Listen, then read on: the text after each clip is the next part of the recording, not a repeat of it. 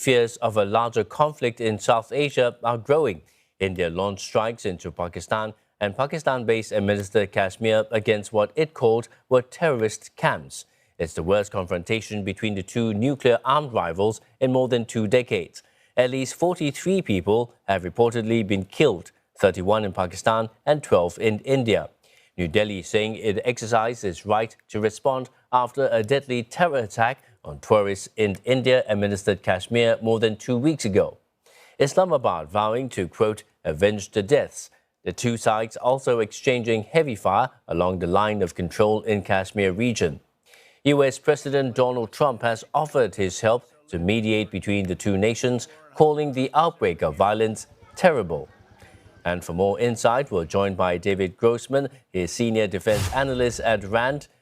David, firstly, India and Pakistan have exchanged tit-for-tat attacks, triggering fears of escalation. How far can this cycle go before either side feels compelled to pull back?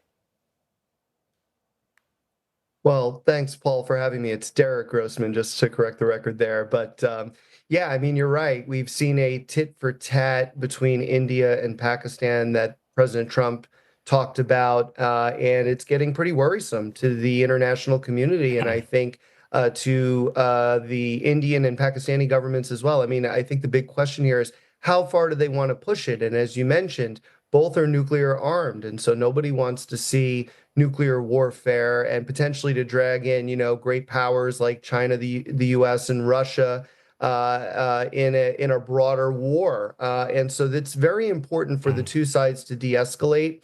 And that is exactly what the United States, Russia, and to some extent China have been talking about these last couple of days. So we got to hope that we get to that point. Now, the two countries have fought 4 wars with past crises diffused by the UN or outside powers. Do you see them resolving this crisis on their own, and who is best placed to mediate today? Yeah, so I mean, when we look back at previous conflicts, typically it has been India and Pakistan working together to forge a deal rather than the international community kind of imposing one on them or, kind of in concert with the international community.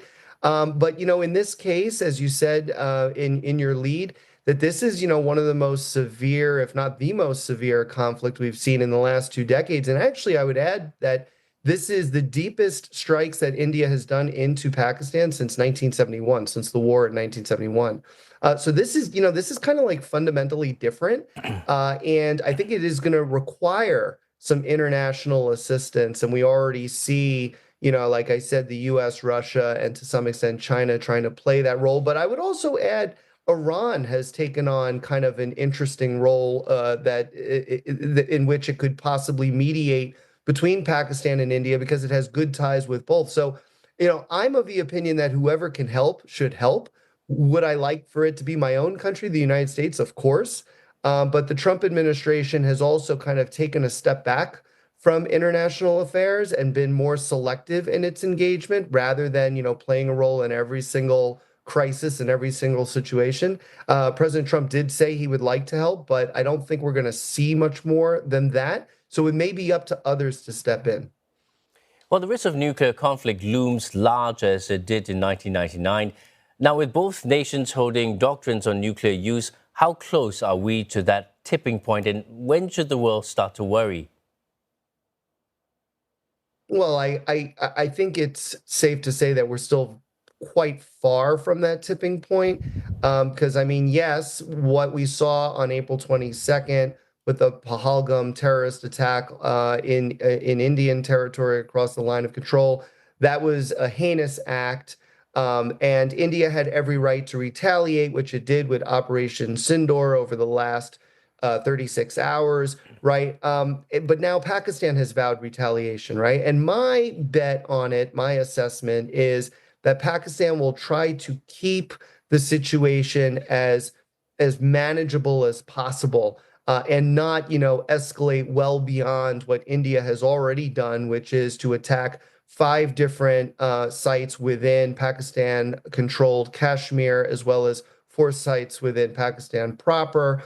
I can't imagine Pakistan retaliating more than what we've seen India already do. Now, if it does, if that it happens, if I happen to be wrong, then I think we're in an escalatory spiral that, again, could result in the worst case scenario. But I don't see that right now because the stakes are simply too high on both sides.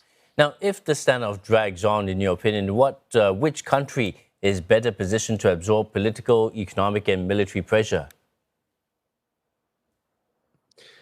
Well, that's an interesting question. I think it's a tough one to answer, right? I think both have sort of been primed for this fight for a long time and primed for protracted struggle for a long time. But when you look at sort of like the economic heft of India, India now is the world's fifth largest economy. Pakistan, I'm not sure where they are on the list, but they're very far down, very far away from where India is. Right. So, and of course, India has friends throughout the international community, most importantly, the United States. Okay, but many other countries. Pakistan's only friend really is, or only great power friend, I should say, is China.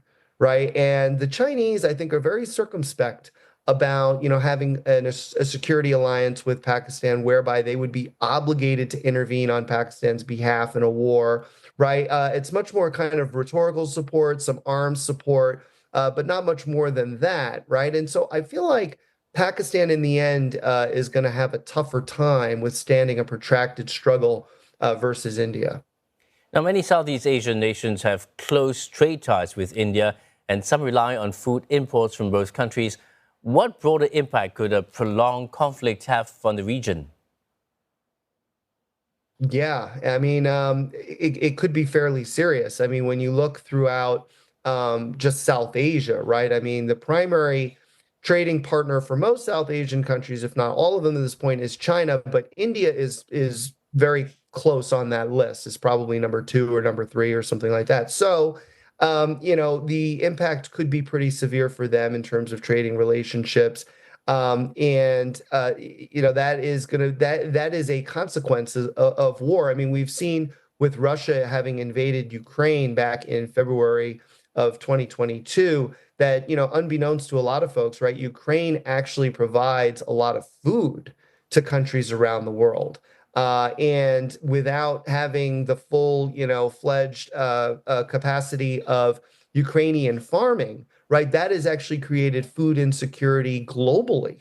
And so, yeah, I mean, there's a lot of different potential consequences. I mean, just to give you an example with India specifically, India is the manufacturing floor of pharmaceuticals for the entire world, right? So if this, truly escalated into a much larger conflict, that status of India's could be at stake, and that could have a real impact on pharmaceutical supplies around the world. And finally, misinformation has surged on both sides, amplified by mobile and social media. How much of a threat is disinformation war to stability, and could it fuel further escalation, you think? Yeah, I mean, I think it's fairly common, especially in a crisis situation, especially in a war, that there is misinformation and disinformation out there, or fake news, false information, if you will, right? That's fairly common, but I think it's particularly the case with India and Pakistan because these are two countries that are very prideful, very nationalistic, and they do view each other as mortal enemies. Right. And so in that case, when you look on, all you got to do is take a peek at social media, whether it's, Pakistani or Indian social media, and you'll find that there is, I mean, you'll get whiplash looking back and forth at all of the different, fake news accounts out there. So you got to really be circumspect about what you think is accurate and what is not. But to answer your point more directly, it certainly could have an impact on the perception that Pakistan has of India and that India has of Pakistan, and that could then fuel additional animosity and propel the war further, unfortunately. Well, many thanks for your insights, Derek. We've been speaking to Derek Grossman, the Senior Defense Analyst at RAND.